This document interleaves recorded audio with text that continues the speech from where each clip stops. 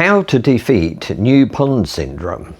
We offer 5 possible solutions to defeat the problem. How to defeat new pond syndrome. First, we need to understand the syndrome. Then we need to provide the right conditions for the bacteria to thrive. Only then can we look at 5 solutions on how to defeat it. These solutions on how to defeat it also apply to the spring, starting up your pond after the winter. What is new pond syndrome? The key element here is new or not mature pond filter. Think of your pond filter as your life support system for your koi. It has a mass of 2 different living bacteria in 2 distinct stages. Luckily, they live on the same filter material. As soon as you put koi into the pond, you have ammonia, as they breathe it out through their gills and poo. The bigger the koi, the more ammonia they produce. The amount of ammonia is closely linked to the water temperature. As the koi's metabolic rate goes up, the water warms, so does the amount of ammonia they produce. At 24°C, they are very active and produce more ammonia, but the bacteria multiplies at a quicker rate, so the pond matures quicker. The koi produce a lot of ammonia whether they are feeding or not. It's a common mistake to cut back on the feeding until the readings fall. You need to feed small, sensible amounts of food at a constant rate 3 times a day. This, in my humble opinion, helps the bacteria to grow by providing them with a steady flow of food. If you have a lot of koi in your pond at 24°C, the readings will be high even if you're not feeding them. So cutting back on the food makes little sense to me unless you're overfeeding or don't have enough filter media. I will come back to this later. All 5 solutions I offer work without reducing the feeding, as it's not the feeding that is the issue, but managing the high ammonia and nitrite readings. Stage 1 is the ammonia into nitrite. Stage 2 is nitrite into nitrate. As living bacteria, it needs time to grow on the media in the biofilm in sufficient numbers to treat all the ammonia and nitrite in the pond water. But it's not just the filter, it's on the pond walls, it's in the pipe, it's everywhere in the pond. But it needs time to grow and mature to the amount of koi in the pond and the amount of food you are feeding. The time it takes depends on the water temperature. At 24°C, as low to 4 to 6 weeks. But in winter, it can take 4 to 6 months, or even longer. The charts in the description have been reproduced with the kind permission of Sid Mitchell. See mankysanky.co.uk. His website is well worth bookmarking, as it is an excellent resource for all koi keepers. Looking at the charts, you can see these are well worth printing and laminating to waterproof them. Ammonia is more toxic the higher the pH and the higher the water temperature. Please note that the role of pH is the opposite in ammonia and nitrite.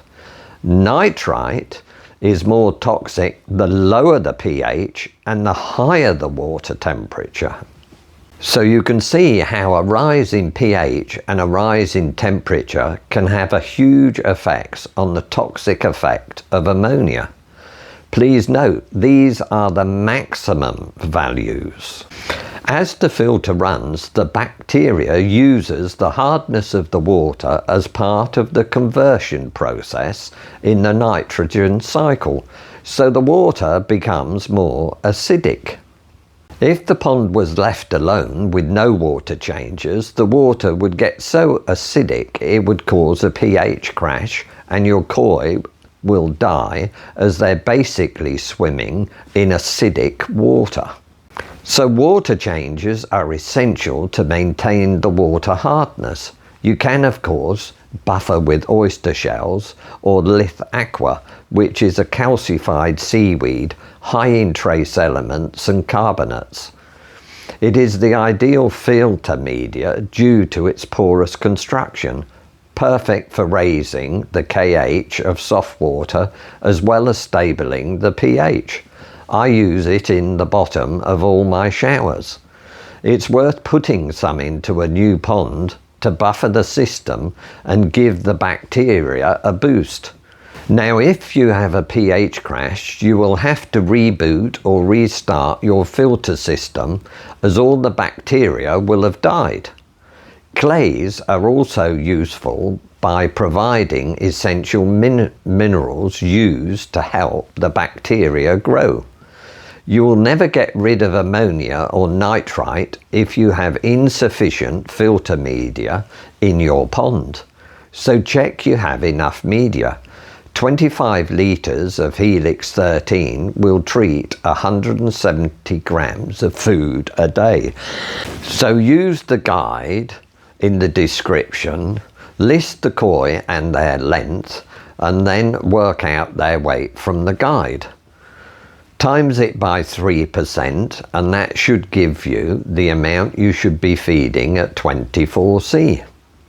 Before you start the pond, dip the plastic filter media in a strong solution of potassium permanganate for a day and rinse off. This will etch the plastic, allowing the bacteria to form a biofilm quicker. But some filter media is pond ready, so check before using PP.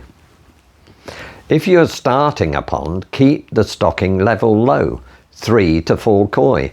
Feeding your koi, if you're starting a pond, just a small measured amount regularly, depending on the water temperature. Less is more is a good move with a new pond. It is far better to keep feeding a constant amount a day rather than a feast and famine situation where you stop feeding as the ammonia goes higher. The bacteria can only grow if there's a steady stream of food. The feast and famine will just slow the whole process down. By giving bacteria an overload of food one day and starving the bacteria the next day will not help the media mature quicker. It will just take longer to establish. There is a time delay in both stages. The second stage, nitrite to nitrate, seems slower or more stubborn.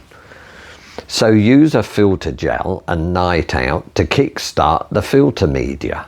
As you can see from the diagram, the whole process of the nitrogen cycle uses up 5 oxygen atoms.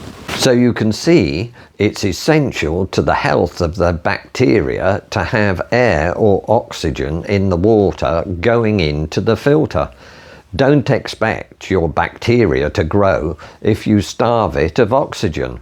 Likewise, after the filter, the water coming into the pond will lack oxygen as the filter will have used it all up, so add some air to your pond.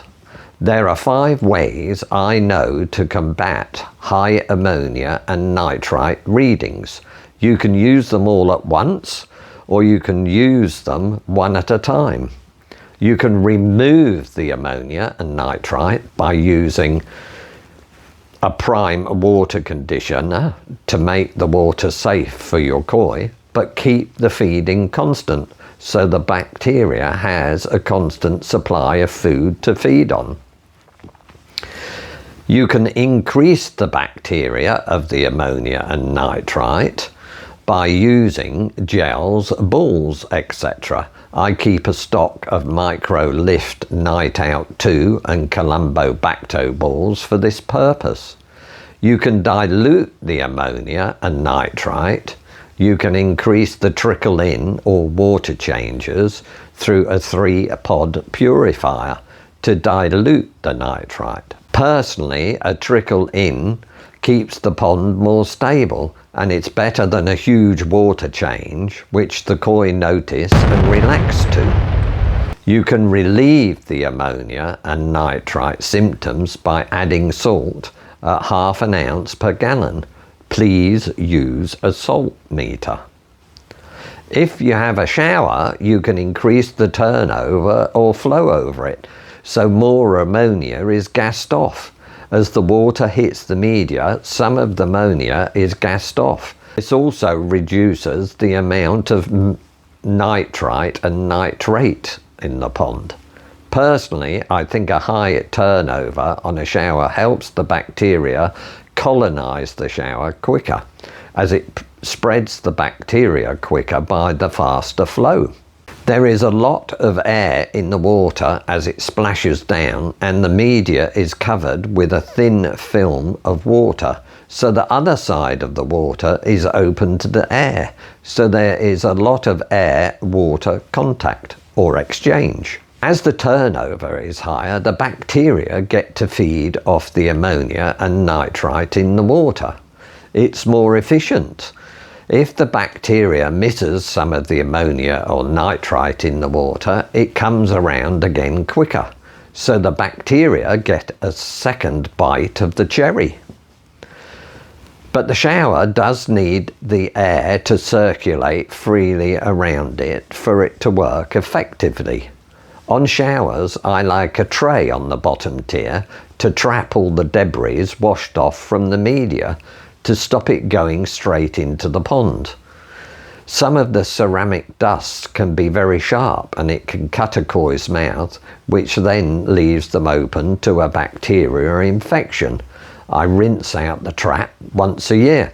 None of these ways of combating high ammonia and nitrite involve reducing or stopping the feeding of the koi. The golden rule is less is more regarding feeding koi in this startup period.